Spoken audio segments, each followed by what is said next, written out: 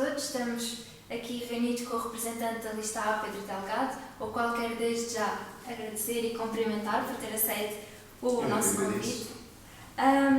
O intuito desta entrevista é elucidar os estudantes sobre o programa eleitoral da lista. Portanto, antes de mais, pedi-te, Pedro, que fizesse uma apresentação tua para as pessoas. Eu chamo Pedro Delgado, sou aluno do terceiro ano do curso de Administração Pública. A minha apresentação tem, obviamente, que incluir a minha intervenção também aqui no Instituto.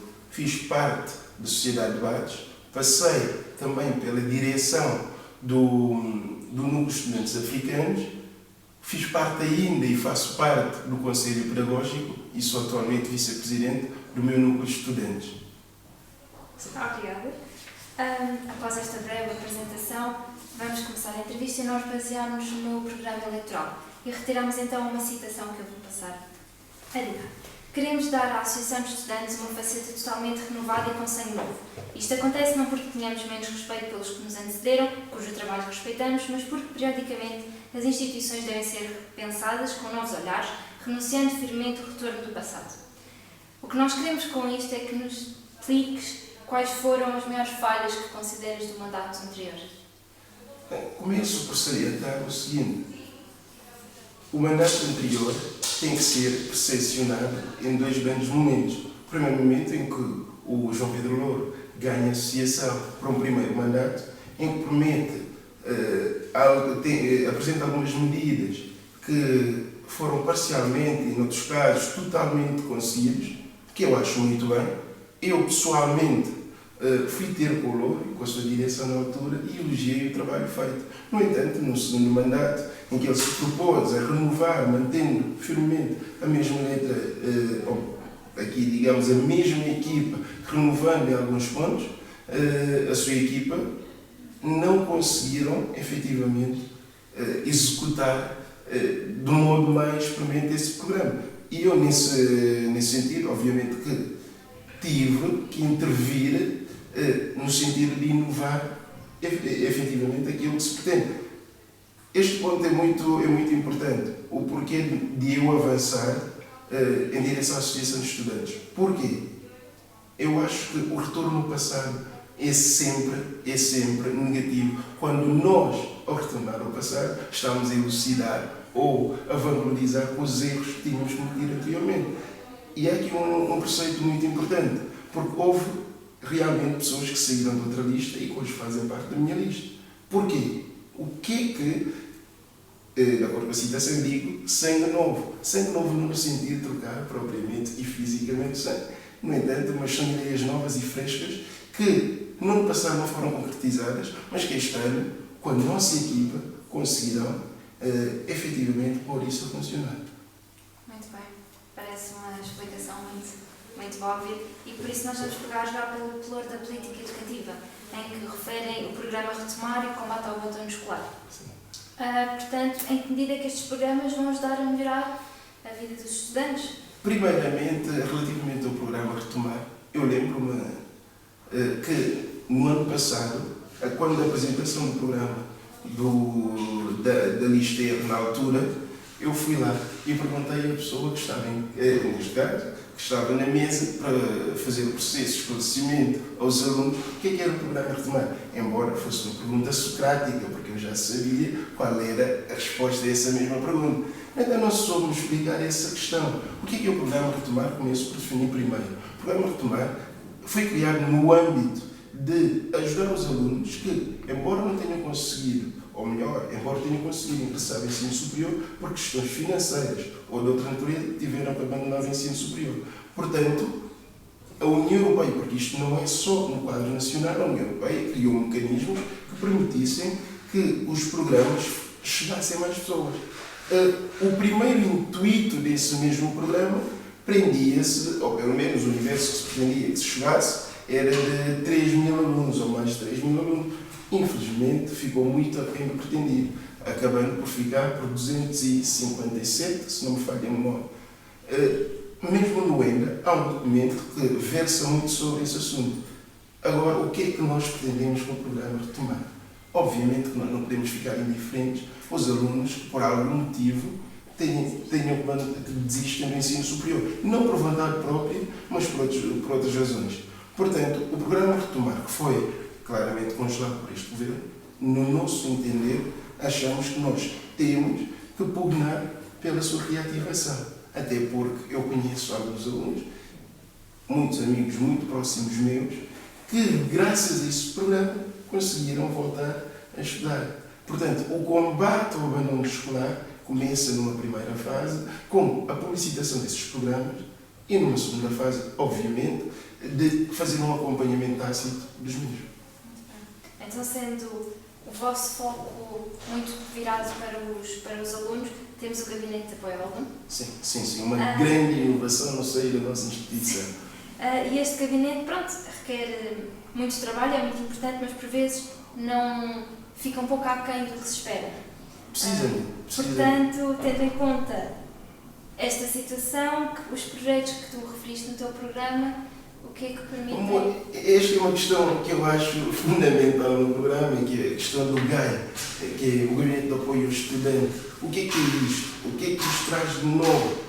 Eu acredito que nós, sendo alunos de ensino superior, temos a obrigação de, no mínimo, principalmente quando nos propomos a ser representantes dos estudantes do ensino superior, obviamente, temos que ter algumas competências nucleares que nos permitam, efetivamente, avançar com os projetos mais ambiciosos em direção ao combate aos mais diversos problemas que existem no seio das universidades. Primeiramente, o programa GAI desdobra-se em 3 vetores. O primeiro, o empreendedorismo e o emprego. O segundo, o apoio social e pedagógico. E o terceiro tem muito mais a ver com o acompanhamento tácito ao aluno. O que é isto?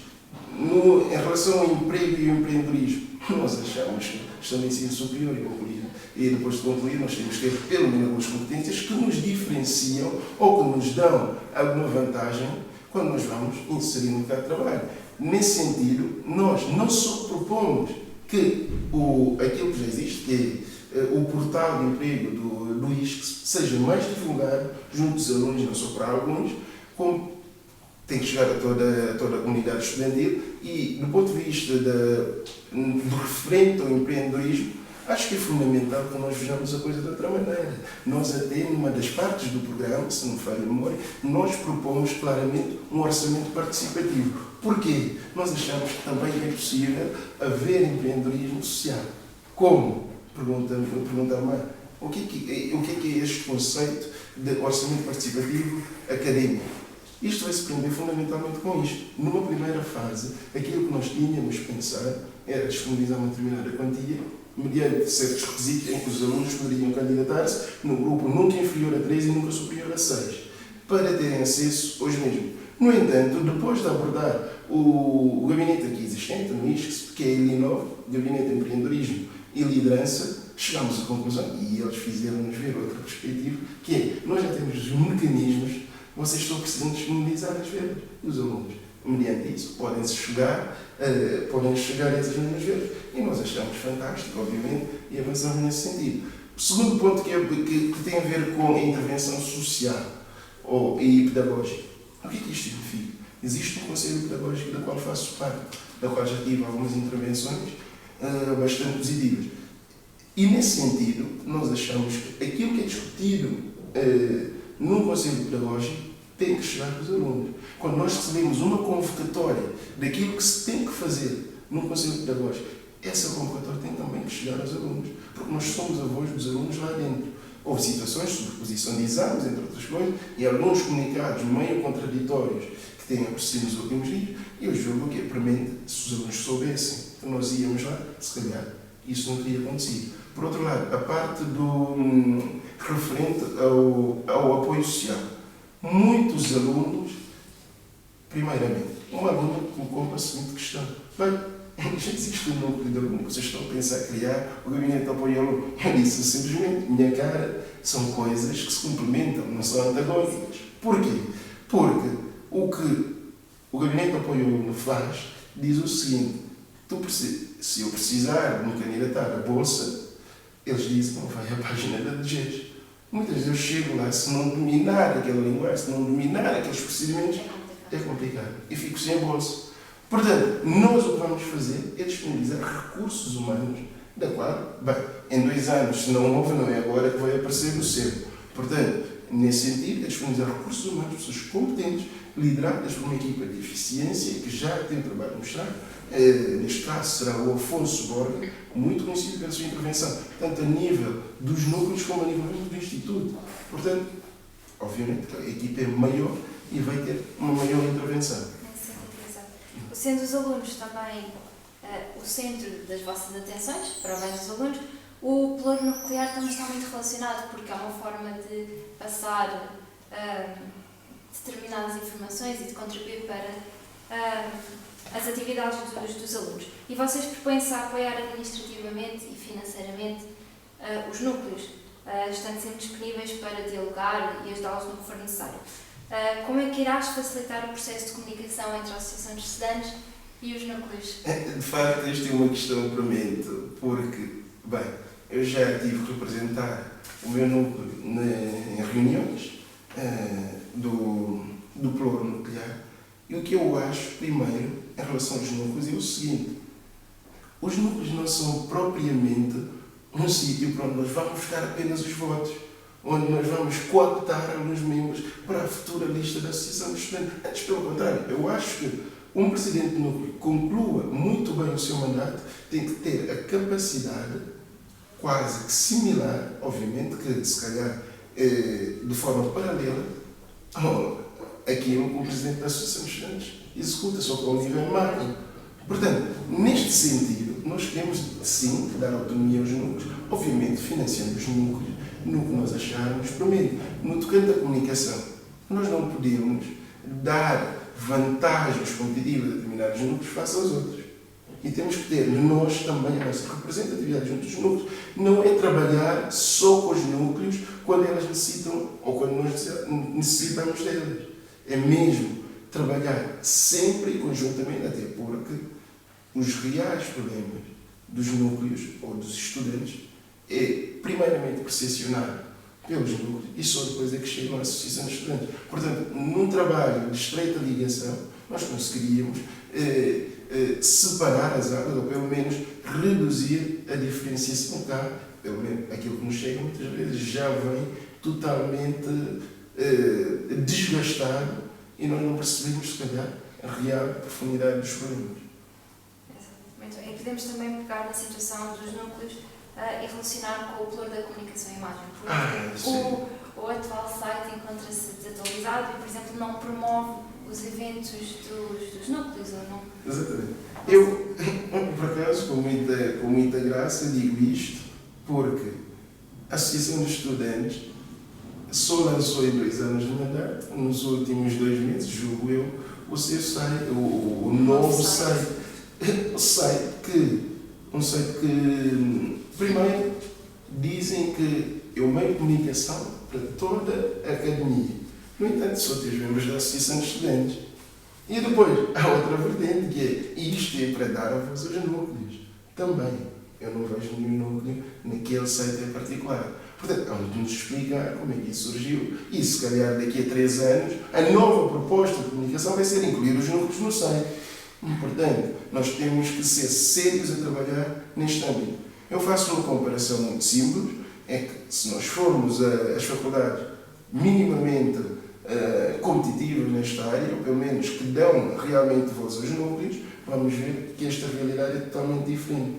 Portanto, nós temos que capacitar os núcleos, não só facilitando ou dando suminhos e copinhos e águas, mas também em competências nucleares, desenvolver essa parte que tem a ver com a comunicação. E isso não só para os núcleos que estão efetivamente representados na Associação de Estudantes enquanto corpo efetivo da Associação, mas todos os núcleos de igual modo, atendendo sempre a dimensão de importância que muitas das vezes alguns eventos dos núcleos possam ter.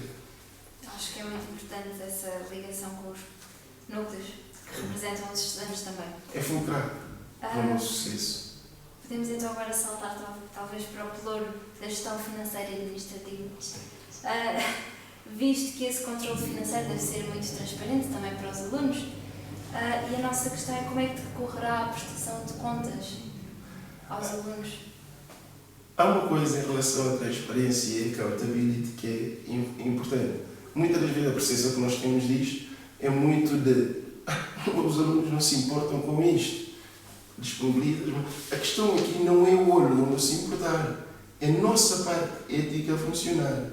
Não basta nós prometermos as coisas. A transparência tem que ser, não numa primeira fase, não um objetivo que se atinge, mas um caminho que se toma.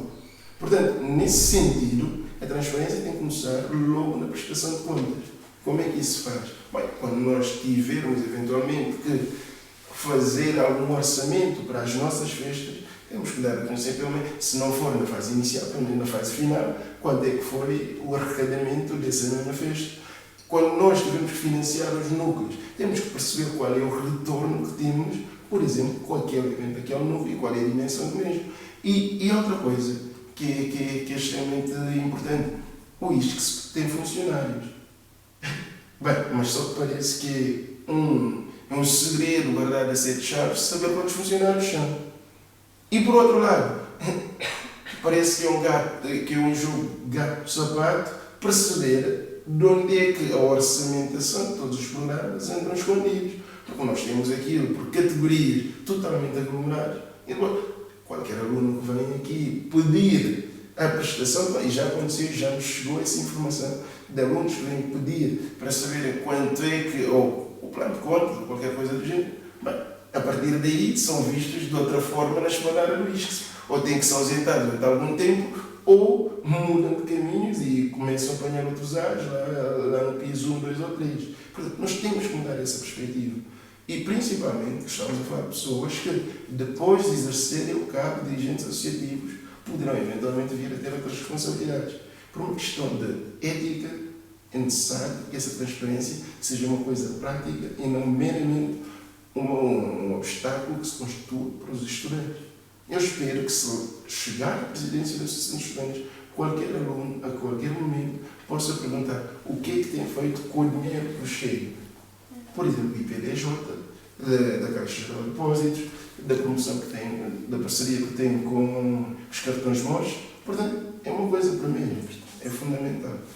Vou pegar então no facto de teres falado nas festas e no dinheiro que a Associação de Estudantes consegue juntar graças a essas e, portanto, no pluro recreativo e cultural, de que forma é que os objetivos referidos no teu programa vão responder às necessidades ou anseios dos estudantes? De facto, isto é muito interessante, porque eu acho que, passando tanto tempo como nós passamos no ensino superior, ou melhor, passamos na faculdade, diariamente, a pressão dos textos, a pressão dos trabalhos, entre muitas outras coisas, é fundamental que nós tenhamos alguns momentos de convívio, que essa pressão seja aliviada. No entanto, isso não pode ser todo o foco de uma associação de estudantes. Basta olharmos para o projeto que a Sofia apresenta e ver que a equipa que compõe o recreativo é muito maior que a equipa que compõe a política educativa. Portanto, isso mostra qual é o peso que damos a cada órgão. Isso é fundamental. E a política educativa tem que andar de mãos dadas com o recreativo. E quando digo recreativo e cultural. Nós temos um curso de CC que, embora, infelizmente, algumas notícias contradigam aquilo que eu vou dizer, nós temos de trabalhar nesse sentido também. Suponhamos, como acontece, por exemplo, na Nova, nós podemos ter uma semana, ou pelo menos um dia, ou meio dia até, em que possa apresentar alguns dos seus projetos, quer do ponto de vista jornalístico, a apresentação de alguns filmes realizados por eles, entre muitas outras coisas. Porquê é que se costuma dizer, e isto é genérico aqui na nossa esplanada, que é, os alunos de CC não se integram ou não falam com os outros? É porque nunca são puxados para falarem com os outros. E esse trabalho tem que ser feito, é um trabalho de fundo. Nós não podemos esperar que sejam eles também, ou só eles, a darem o primeiro passo. Temos que dar o passo conjuntamente para esse objetivo em particular. Uma colaboração Exato. de todos os sentidos. Nem mais. E por último, e podemos aproveitar a colaboração, trabalho em equipa, o pelouro desportivo é uma grande inovação, as medidas que tomaram no vosso, que lançam no vosso programa, e como é que estas inovações referidas vão melhorar o pelouro em si. O desporto não pode ser visto de uma forma puramente objetivista, daquela coisa em que eu chego lá, dou umas voltas ao campo, pego umas coisas, corro, jogo, marco gol, saio, ou lanço umas bolas e saio. Não, é muito mais que isso. Primeiro trabalho a nossa autoestima e, bem, espero não estar a defraudar aquilo que vou dizer. A Organização Mundial de Saúde define o bem-estar como o bem-estar físico, social e mental. Só que o desporto promove mais coisas ainda. O trabalho em equipa, a empatia, o sentido de competitividade, quando digo competitividade, no bom sentido. Ou seja, trabalhar exatamente de forma saudável. E isso é fundamental. Nós não queremos ficar só por aqueles que vão lá à sociedade pertencer à nossa equipe e jogar. Também queremos o bem-estar das pessoas, daqueles que, infelizmente, se calhar, por muitas razões, não podem lá estar. Disponibilizar receitas, ter parcerias com farmacêuticas, que nos possam, obviamente, disponibilizar alguns mantimentos que nos permitam acompanhar melhor os atletas. Outra coisa que é fundamental, nós temos faculdades como o ISEG ou como o técnico, que têm equipas muito funcionais e muito ativas. Eu pergunto, aquelas equipas são constituídas por atletas altamente profissionalizados ou são alunos com uma imensa vontade de fazer alguma coisa com empenho e com acompanhamento dos seus pares que têm obrigatoriedade, ou pelo menos escolheram representá-los? E são coisas, e são questões que são para mim responder. E eu acho que a minha equipe tem a capacidade e a vontade necessária para executar todos os programas e todos os pontos do programa a que nos propomos realizar. E deixo uma pequena mensagem. Alguém disse certa vez que o facto de nós estarmos a candidatar mostra que ainda há esperança no ISCSP de haver uma mudança efetiva. Se essa mudança não for pela nossa vitória, será pela forma como as eleições no ISCSP passarão a ser vistas. Eu acho isso fundamental. Os programas têm que ser discutidos. Os alunos têm que votar de forma consciente. E isso é muito, muito importante. Tem de haver um conhecimento prévio daquilo que se está a oferecer. E não uma cultura puramente demagógica de captação de votos ou cooptação à partida, mas sim de um passo gradual e consciente em sentido àquilo que nós queremos chamar de participação académica ativa. Obrigada. Temos só mais uma pergunta relativamente à MAG, porque tem sido um tema ultimamente muito falado, visto que no mandato anterior muitos referem que a MAG não respeitou os estatutos dos alunos. Sim. Como é que pretendes evitar que esta situação se repita? Há uma coisa que é fundamental.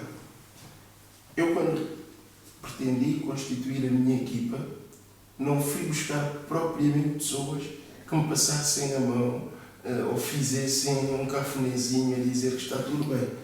Não, eu fui buscar pessoas sérias que querem efetivamente fazer algo diferente e quem está na mão e quem vai ficar à frente é o Afonso Borda, muito conhecido pela sua seriedade de trabalho e pela sua participação muito ativa em tudo quanto é projeto tem que ser mau. Portanto, há uma coisa que nós temos que ter bastante presente.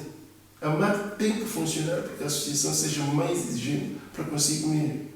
E tem que ser um órgão efetivamente independente e que tenha a sua própria agenda e que acompanhe efetivamente aquilo a que nos propomos fazer. Embora caminhemos lado a lado, tem que ser uma coisa independente e transparente.